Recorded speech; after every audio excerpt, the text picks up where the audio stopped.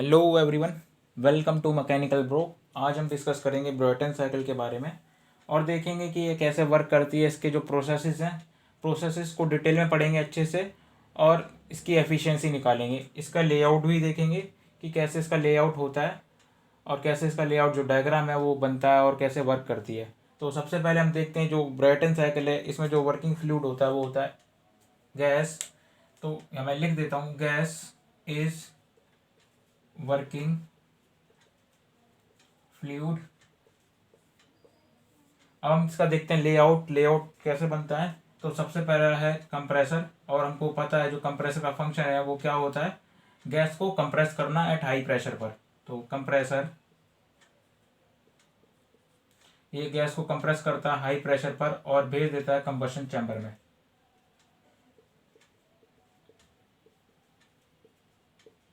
ये combustion chamber में भेज देगा और यहाँ पर जो कंप्रेस्ड एयर है या फिर कंप्रेस्ड गैस जो है वो क्या करेगी, हीट को जो है वो एब्जॉर्ब करेगी। और बोल सकते हैं जो कंबशन चैम्बर में है वो वहाँ पर क्या हो रहा है, हीट सप्लाई हो रही है। तो यहाँ मैं लिख देता हूँ हीट सप्लाई, और इसको मैं रिप्रेजेंट करता हूँ क्यू एस से। इसके बाद फिर जो हीटेड गैस जो है वो उसको हम भेज देंगे टरबाइन में, और टरबाइन क्या करेगा, रोटेट होना स्टार्ट हो जाएगा, रोटेट करने लग जाएगा और हमको वर्क आउटपुट देगा। तो ये है टरबाइन, इससे कनेक्ट होगी शाफ्ट जिसपे हमको मिलेगा वर्क। तो हम इस वर्क को बोलते हैं टरबाइन वर्क, WT। उसके बाद अब जो इसमें गैस है, अभी भी उसमें बहुत ज़्यादा हीट है, तो उसको हम ठंडा करने के लिए इसको एक हीट एक्सचेंजर से पास करेंगे, जो कि इससे जो है हीट रिजेक्ट कर देगी। हीट एक्सचेंजर क्या करता है, हीट को रिजेक्ट कर देगा, हीट रिजेक्ट करेगा, QR बोलते हैं इसको। और उसके बाद फिर जो है ये वापस भेज देगा कंप्रेसर में कंप्रेस होने के लिए। तो कुछ इस तरीके से ये जो है ये साइकिल जो है वो काम करती है। और अब आप सोच रहे होंगे कि जो कंप्रेसर है इसको वर्क करने के लिए, इसको चलाने के लिए बाहर से कोई ना कोई मोटर या फिर कोई डिवाइस लगाते होंगे जो उसको चलाती होगी। तो ऐसा नहीं है। हम क्या करते हैं, एक शाफ्ट लेते हैं और एक टरबाइन से ही कनेक्ट कर देते हैं इस कंप्रेसर को, ताकि जो टरबाइन का जो वर्क है, कुछ पोर्शन का जो वर्क है, तो कंप्रेसर को भी चला पाए। तो हम बोलते हैं ये वर्क जो है वो WC है, कंप्रेसर वर्क है। अभी जो साइकिल है वो पूरी कंप्लीट हो चुकी है। तो इस तरीके से साइकिल वर्क करती है। अब हम देखते हैं इसमें जो इसके जो प्रोसेसेस हैं वो देखते हैं। तो सबसे पहला है 1 से 2 जो प्रोसेस है, यहाँ पर हो रहा है कंप्रेशन, जो एयर है वो कंप्रेस हो रही है अच्छे से, और उसके बाद फिर ये भेज दी जाती है कंबशन चैम्बर में, जहाँ पर एयर है या फिर जो गैस है वो हीट एब्जॉर्ब करती है। तो 2 से 3 जो प्रोसेस है वहाँ पर क्या हो रहा है, हीट सप्लाई हो रहा है। एंड 3 से 4 जो है यहाँ पे टरबाइन घूम रहा है, वर्क मिल रहा है। और उसके बाद 4 से 1 जो है वहाँ पर हीट रिजेक्ट हो रहा है, और जो है उसके बाद फिर से दोबारा से ये कंप्रेसर में जा रही है। तो कुछ इस तरीके से साइकिल जो है ये काम करती है। अब हम देखते हैं ये इसका जो प्रेशर वॉल्यूम डायग्राम और टेम्परेचर एंट्रोपी डायग्राम कैसे प्लॉट होगा। तो मैं लिख देता हूँ प्रोसेस 1 से 2 क्या हो रहा है। प्रोसेस 1 से 2 हो रहा है रिवर्सिबल एडियाबैटिक कंप्रेशन। तो यहाँ पर ही मैं लिख देता हूँ PV डायग्राम में रिवर्सिबल एडियाबैटिक कंप्रेशन। इस केस में क्या होता है, रिवर्सिबल एडियाबैटिक कंप्रेशन में जो हीट ट्रांसफर है वो जीरो होगा। तो मैं यहाँ लिख देता हूँ Q जो है वो जीरो होगा। नेक्स्ट प्रोसेस है प्रोसेस 2 से 3। तो 2 से 3 जो प्रोसेस है, 2 से 3 इसमें होगा heat supply at constant pressure. तो मैं यहाँ रिप्रेजेंट कर देता हूँ इसको QS, और जो हीट सप्लाई हो रही है वो कांस्टेंट प्रेशर पर हो रही है। तो मैं लिख देता हूँ यहाँ पर heat supplied at constant pressure QS। और फिर प्रोसेस 3 से 4 है, उसमें जो है रिवर्सिबल एडियाबैटिक एक्सपेंशन हो रहा है। तो मैं लिख देता हूँ यहीं पहले, यहाँ पर लिख देता हूँ रिवर्सिबल एडियाबैटिक एक्सपेंशन हो रहा है 3 से 4, रिवर्सिबल एडियाबैटिक एक्सपेंशन। और इसमें क्या हो रहा है, हीट ट्रांसफर जो है वो जीरो होता है, हमको पता है ये चीज़। उसके बाद प्रोसेस 4 से 1 यहाँ पर जो है हीट रिजेक्ट हो रहा है QR एट कांस्टेंट प्रेशर। तो 4 से 1 heat reject at constant pressure, Q R से रिप्रेजेंट करते हैं इसको। तो कुछ इस तरीके से जो है पीवी डायग्राम जो है वो प्लॉट होता है। अब हम देखते हैं TS diagram, temperature entropy diagram. तो प्रोसेस 1 से 2 में क्या हो रहा है, जो हीट है वो सप्लाई भी नहीं हो रही है और रिजेक्ट भी नहीं हो रही है, तो हीट जो है वो वहाँ पर हीट ट्रांसफर जो है वो जीरो है। और एक चीज़ आपको पता होनी चाहिए, यहाँ पर जो एंट्रोपी है वो डायरेक्टली प्रोपोर्शनल होती है हीट के। अगर एंट्रोपी बढ़ेगी तो हीट भी बढ़ेगी, अगर एंट्रोपी कम होगी तो हीट भी कम होगी। तो मैं यहाँ लिख देता हूँ इस चीज़ को, del S is proportional to, directly proportional to del Q. अगर हीट बढ़ रही है तो एंट्रोपी बढ़ेगी, अगर हीट कम हो रही है तो एंट्रोपी कम होगी। तो ये चीज़ है, ये जो रिलेशन है समझ में आना चाहिए आपको या पता होना चाहिए। फिर उसके बाद प्रोसेस 2 से 3 जो है, यहाँ पर जो है वो हीट सप्लाई हो रही है क्यू एस, और ये जो 2 से 3 जो प्रोसेस है इसमें जो प्रेशर है वो कांस्टेंट है, तो ये कांस्टेंट प्रेशर प्रोसेस भी बोल सकते हैं इसको।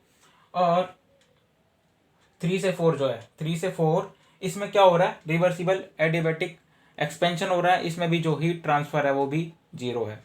और फिर 4 से 1 जो है इसमें हीट रिजेक्ट हो रही है क्यू आर, और हम बोल सकते हैं यहाँ पर जो प्रेशर है वो कांस्टेंट है। तो ये प्रोसेस हम कर चुके हैं, सारे के सारे प्लॉट कर लिए हमने, टेम्परेचर, एंट्रोपी और प्रेशर वॉल्यूम डायग्राम बन चुका है।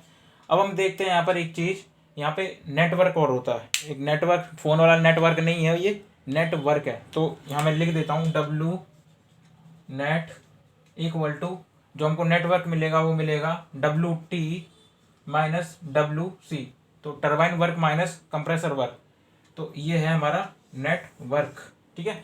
अब इसके बाद हम देखते हैं इसके जो हीट इंटरेक्शन हुए हैं, जो हीट सप्लाई हुई है, हीट रिजेक्ट हुई है, उनकी इक्वेशन कैसे बनेगी। तो इतना आपने नोट कर लिया होगा या फिर स्क्रीनशॉट भी ले सकते हैं आप। मिटा देता हूँ इसको।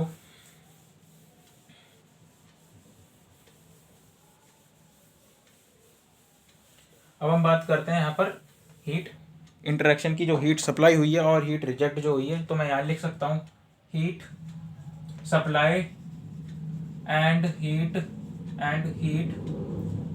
रिजेक्ट जो हुई है वो हुई है एट कांस्टेंट प्रेशर पर। तो मैं इसकी इक्वेशन को ऐसे लिख सकता हूँ, Q equal to m C p del T.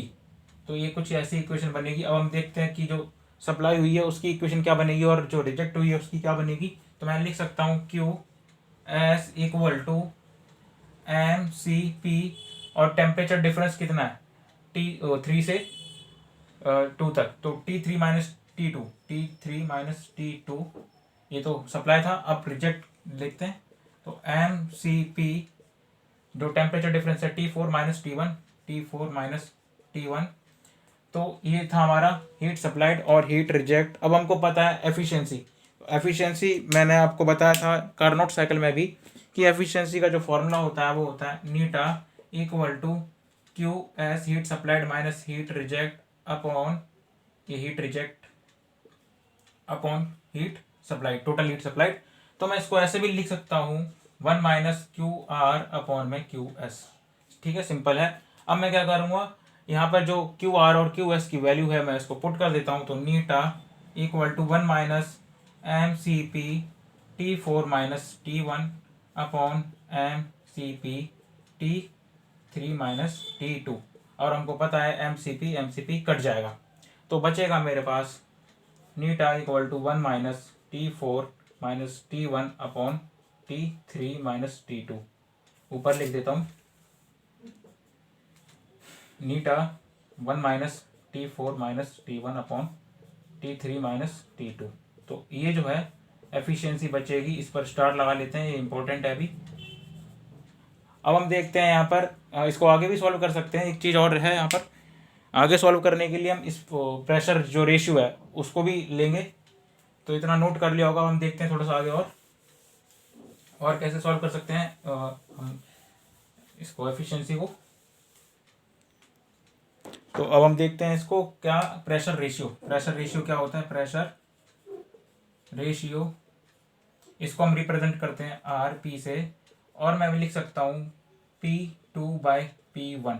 और एक यहाँ पर जो चीज़ है देखने वाली, यहाँ पर जो P2 है वो P3 के बराबर है क्योंकि कांस्टेंट प्रेशर है, और यहाँ जो P4 है वो P1 के बराबर है, ये भी कांस्टेंट प्रेशर है। तो यहाँ से मैं लिख सकता हूँ RP जो है वो P2/P1 है, ये maximum pressure, maximum upon minimum का रेशियो है,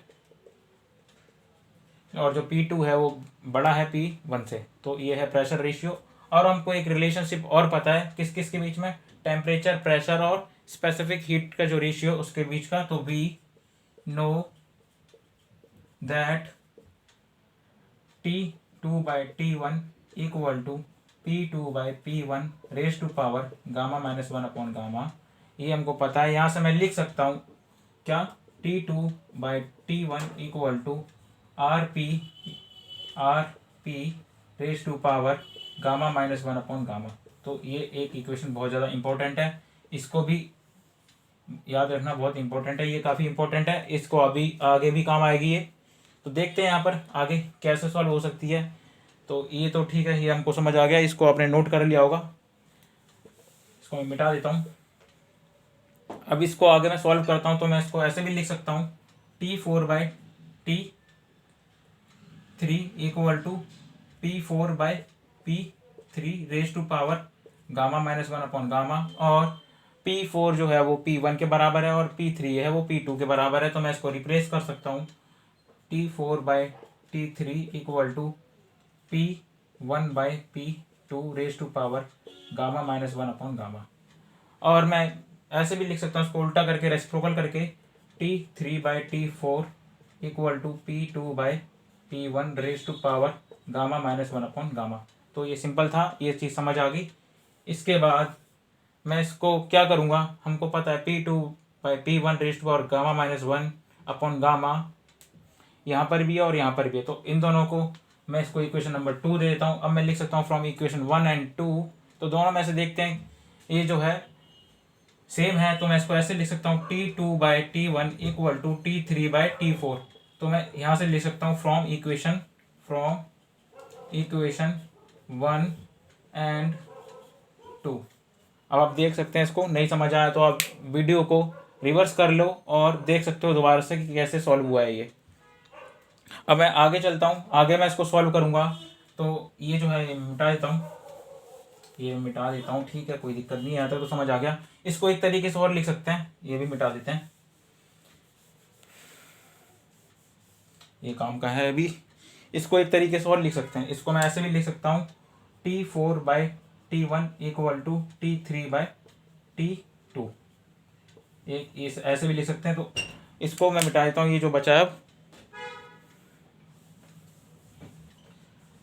अब एफिशिएंसी क्या थी हमारी, एफिशिएंसी थी नीटा equal to 1 - T4 - T1 upon T3 - T2।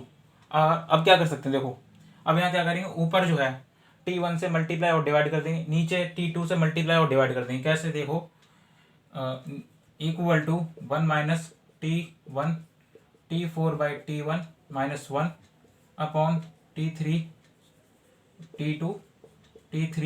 Upon T2 -1। तो कुछ इस तरीके से बन जाएगा। और हमको पता है यहाँ से इस इक्वेशन से जो T4/T1 है वो T3/T2 के बराबर है, तो मैं काट सकता हूँ इस पूरे को, ठीक है, ऐसे।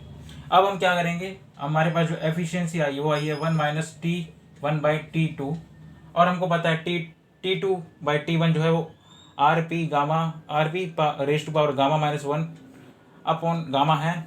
तो मैं यहाँ से लिख सकता हूँ ऐसे, इसको मिटा देता हूँ, यहाँ से मैं लिख सकता हूँ नीटा equal to 1 - 1 upon RP raise to power gamma -1 upon gamma. और इसको मैं ऐसे भी लिख सकता हूँ, और equal to 1 - 1 upon RP gamma -1 upon gamma. तो ये है जो एफिशिएंसी आई है हमारी ब्राइटन साइकिल की, ये इंपॉर्टेंट है, इससे काफ़ी न्यूमेरिकल सॉल्व होंगे। और वीडियोस देखने के लिए आप मैकेनिकल ब्रो को सब्सक्राइब कर सकते हैं। तो सब्सक्राइब तो करते ही नहीं तो लाइक ही कर देना, इस वीडियो को देखकर काफ़ी मेहनत लगी है मेरी। Thank you. और लाइक कर दो यार, सब्सक्राइब भी कर दो, इतना बोला है तो।